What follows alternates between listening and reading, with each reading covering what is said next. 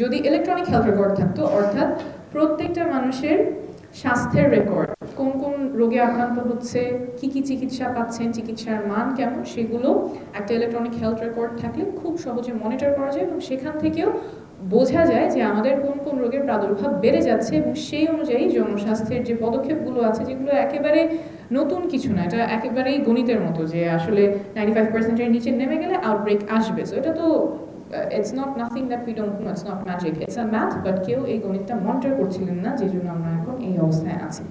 So আমাদের যে electronic health record, এটা একটা ইলেকট্রনিক হেলথ রেকর্ড না, ই হেলথ কার্ডের কথা আমরা শুনেছি। ইলেকট্রনিক হেলথ রেকর্ড যদি করা যায়, যেখানে আসলে সব মানুষের রোগগুলো একটা জায়গায় আপলোডেড হবে এবং সেখান থেকে অ্যানোনিমাইজ হলেও মনিটরড হবে যে কোন জায়গায় আপটেক হচ্ছে, কোন জায়গায় এই প্রাদুর্ভাবগুলো বেড়ে যাচ্ছে, এবং যেগুলো পাবলিক হেলথ নোটিফাইবল ডিজিজ সেখানে অ্যানোনিমিটিটা সরায় নেওয়া হয়, যাতে বোঝা যায় যে এই মানুষটা থেকে যাতে অন্য কারোর কাছে না ছড়ায়, কন্টেইনমেন্ট মেজার্সগুলো যাতে নেওয়া যায়। সো সেটা হবে সেকেন্ড করণীয়। 3 নাম্বার যেটা করার প্রয়োজন সেটা হচ্ছে আমাদের জনস্বাস্থ্যের কাঠামোটা যতখানি দুর্বল, যতখানি ভঙ্গুর, সেটাকে শক্তিশালী করা ছাড়া আমরা এই আউটব্রেকগুলো ঠেকাতে পারবো না। এবং আউটব্রেক হলেও একটা খুব বিতিকিচ্ছির অবস্থায় পড়তে হয়। কোভিডের সময়ও যেমন হয়েছে, হামের সময়ও এখন হচ্ছে, আমরা জানি না আসলে কোথায় কার ট্রিটমেন্ট লাগবে। একদিকে বলা হচ্ছে যে বেড আছে, কিন্তু আপনার সাংবাদিকরা যখন যাচ্ছেন দেখছেন হাসপাতালে রোগীরা ফ্লোরে শুয়ে আছে, একই বেডে 3 জন বাচ্চা ট্রিটেড হচ্ছে, আইসোলেশনের ব্যবস্থা নাই।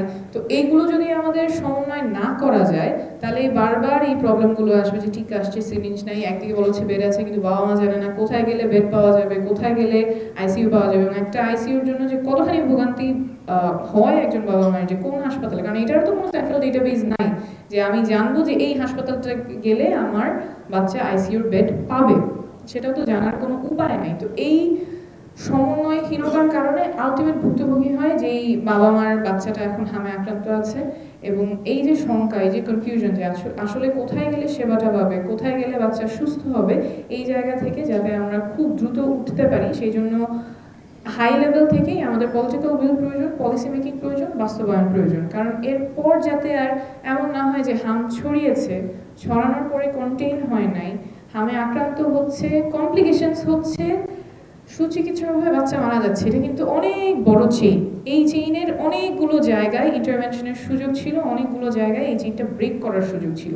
তারপরে আমাদের টনক নড়ছে এবং তারপরে আমরা কিছু সাপ্লিমেন্টাল ইমিউনাইজেশন অ্যাক্টিভিটি, কিছু কার্যক্রমের কথা বলছি। তার অনেক আগেই যাতে আমরা সতর্ক হতে পারি, এবং যেই কন্টেইনমেন্ট পলিসি সারা বিশ্ব জুড়েই আছে। মিজলস আউটব্রেক যে শুধুমাত্র বাংলাদেশে হয় এমন না, বিশ্বের অনেক দেশে এখনও বর্তমানে মিজলস আউটব্রেক চলছে, কিন্তু পাবলিক হেলথ ইনফ্রাস্ট্রাকচার যদি স্ট্রং থাকে তখন সেটা খুব দ্রুত কন্টেইন করে ফেলা যায় এবং শিশুদের মৃত্যুর মুখোমুখি হতে হয় না। তো আমরা যাতে খুব সতর্কতার সাথে, শুধুমাত্র মিজলসের জন্য না, অন্যান্য যে অসুস্থতাগুলো আছে যেগুলো পাবলিক হেলথ ইনফ্রাস্ট্রাকচার দুর্বল থাকলে, এবং এই যে ব্যবস্থা যেখানে সমন্বয় নেই, কোথায় ঠিক আছে জানি না, আচ্ছা আমি একদম শেষ করে ফেলছি, কোথায় কোথায় আমাদের ঘাটতি আছে সেটা যাতে আমরা খুব দ্রুত ধরে ফেলতে পারি এবং সেই অনুযায়ী যাতে পদক্ষেপ নিতে পারি, এইটা আমাদের মনে হয় সবচেয়ে বড় শিক্ষা হচ্ছে এই মিজলস আউটব্রেক থেকে। কতজন আক্রান্ত, কতজন সাসপেক্টেড, কতজন কনফার্ম, কতজন বাচ্চা মারা গেছে, এই তথ্যটাই নাই, তাহলে তো কেস ম্যাপিং, কন্ট্যাক্ট ট্রেসিং মনে হচ্ছে যে খুবই অ্যাডভান্স সায়েন্স, কিন্তু আসলে তো তা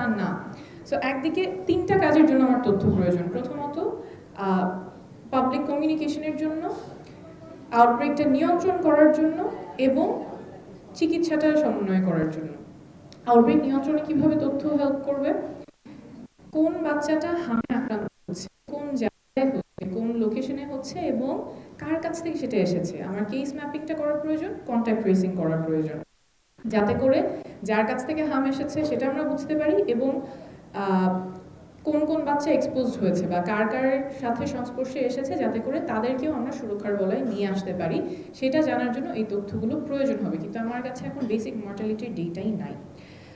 ট্রিটমেন্টের জন্য প্রয়োজন তথ্য, কারণ কোন বয়সের বাচ্চাদের হাম হচ্ছে, তারা কি টিকা পেয়েছে কি পায়নি, প্রথম ডোজ পেয়েছে না দ্বিতীয় ডোজ পেয়েছে, বয়স হয়েছে কিনা, কমপ্লিকেশনসের হার কেমন, কোন কোন জটিলতা হচ্ছে, সেগুলো জানার প্রয়োজন হবে। না হলে দেখা যাবে আমরা ভেন্টিলেটর বলছি, কিন্তু আসলে আইসিইউতে কতজন বাচ্চার প্রয়োজন এবং কোন জায়গায় প্রয়োজন সেটা আমরা ম্যাপ করতে পারবো না, এবং প্ল্যানিং এর ক্ষেত্রেও সমন্বয় হবে না, যেটা আমরা শুনছিলাম যে টিকা আছে কিন্তু কিভাবে, মানে এটা তো হতে পারে না। একটা আমি যদি টিকা কার্যক্রম দিই আমার তো এই সব কিছু একসাথে প্ল্যানিং করে আসার কথা। তো এই যে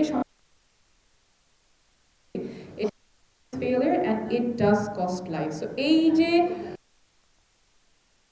efficiency, mismanagement and failure সেটা কিন্তু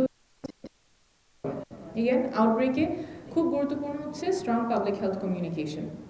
একেবারেই বাচ্চার বাবা মা যারা আছেন যারা এফেক্টেড হচ্ছেন তাদের বিশ্বাস হচ্ছে এর মধ্যে, কারণ আসলে করণীয় কি এটা কিন্তু আমরা এখনো খুব স্পষ্ট না। যাদের বাচ্চার জ্বর আসছে তখন কি তারা ডাক্তারের কাছে যাবেন, কখন ডাক্তারের কাছে যাবেন, র্যাশ হলে ডাক্তারের কাছে যাবেন, কোন লক্ষণ দেখা দিলে ডাক্তারের কাছে যাবেন, কোথায় যাবেন, সেটা কি উপজেলা স্বাস্থ্য কমপ্লেক্সে যাবেন নাকি মেডিকেল কলেজ হাসপাতালে যাবেন, বিভাগীয় হাসপাতালে যাবেন নাকি আইসোলেট রাখবেন।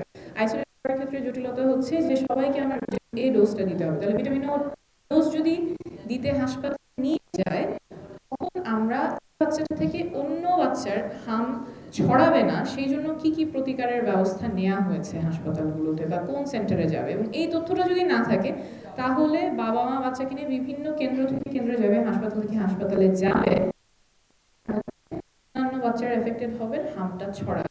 এই যে বাচ্চাকে নিয়ে ভিটামিন এটা কি আমরা কমিউনিটি আউটরিচের মাধ্যমে দিতে পারি কিনা কোনো তথ্যই স্পষ্টভাবে নাই, এবং এর মধ্যে এই কনফিউশনের মধ্যে যতখানি কন্টেইন করা সম্ভব ছিল তার চেয়ে অনেক বেশি ছড়াচ্ছে। And again this speaks to how weak our public health infrastructure is. আমি খুব দ্রুত করণীয়তে চলে যাই। একটা গুরুত্বপূর্ণ করণীয় হচ্ছে আমাদের যে ইপিআই শিডিউল সেটাকে ডিজিটাইজ করে ফেলা, অর্থাৎ কোথায় কতখানি টিকার হার হচ্ছে, কোথায় কমে যাচ্ছে সেটা যাতে রিয়েল টাইমে আমরা মনিটর করতে পারি, ট্র্যাক করতে পারি। কোনো একটা জায়গায় যে বরিশালের অমুক উপজেলায় 95 নিচে নেমে গেছে এটা যাতে সাথে সাথে